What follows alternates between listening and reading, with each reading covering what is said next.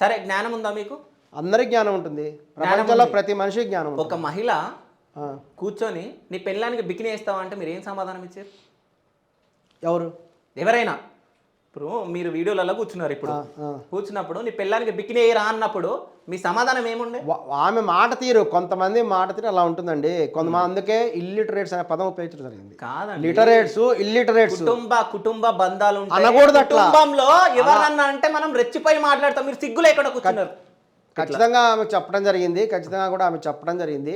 చెప్పే కదా కొన్ని ఎడిటెడ్ ఉన్నాయి, కొన్ని ఎడిటెడ్ వల్ల ఏమున్నా శర్మ గారు, ఇప్పుడు పూజారులన్నా ఇప్పుడు మీలాంటి వాళ్ళు పూజలు చేసే వాళ్ళన్నా కానీ కొంతమందికి అభిమానం ఉంటుంది.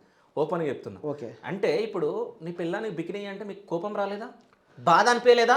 సరే మీకు లేదు, మీకు లేదు, కొన్ని స్క్రిప్టెడ్ భార్య చూసినప్పుడు కొన్ని స్క్రిప్టెడ్ ఉంటాయండి.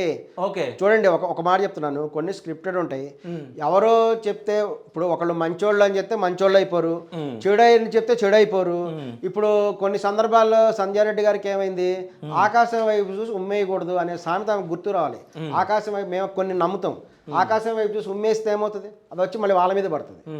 సో అది కరెక్ట్ కాదు. బురదలో రాయేసి కొడితే ఏమవుతుంది, నేను కొన్ని ఫాలో అవుతాను. బురద ఉంది, బురదలో ఇప్పుడు గరికపాటి గారు చేసింది అదే కదా, బురదలో రాయేసి కొట్టినట్టు చేశాడు. అన్వేష్ గారి గురించి గరికపాటి గారు కదిలించుకుంది అదే. బురదలో గట్టిగా రాయేసి కొట్టామనుకోండి, నాకు బలం ఉందని చెప్పేసి ఆ బురద అంతా మన ముఖానే పడుతుంది. సేమ్ మీది కూడా రేపు పొద్దున అదే అయింది. ఆమె చేసింది అలానే ఉంది అనకూడదు. పొద్దున మీద అయితే ఇప్పుడు అనసూయ ఆల్రెడీ మీ గురించి మాట్లాడింది, ఎవడు లేడు నాకు అభిమానులు లేరా ఫ్యాన్స్ లేరా అని చెప్పేసి చెప్పింది. మీ చెప్పు తీసుకొని మీరే కొట్టినట్టు మాట్లాడింది, అవునా? కాదండి, అవునండి. తను చూడండి, అనసూయ గారు చెప్పింది 100% నిజమే. నేను ఇందులో ఎటువంటి డివేషన్ కూడా లేదు. కానీ ఏంటంటే ప్రవర్తన అనేక ప్రవర్తన, శివాజీ గారి ప్రవర్తన, వాళ్ళు సందేశం ఇవ్వడానికి ఏందన్నారు, సందేశం వచ్చి మాట్లాడడానికి ప్రవర్తన. నేను నా అభిప్రాయం చెప్తున్నా. శివాజీ గారు తన అభిప్రాయం అందరూ ఇది చేయండి అని నేనేం చెప్పట్లా. నేను ఎవ్వరికి సందేశాలు ఇవ్వట్లేదు. ప్రవక్త అంటే ఎవరైతే అందరికి సందేశాలు ఇస్తారో వాళ్ళు ప్రవక్త. అంటే ఇది చేయండి, ఇప్పుడు నువ్వు టీషర్ట్ ఎందుకు వేసుకున్నావు, వేసుకోకు, చొక్కా వేసుకో అని చెప్తే అది దట్ ఈస్ డిఫరెంట్. అలా ఏం చెప్పట్లేదు.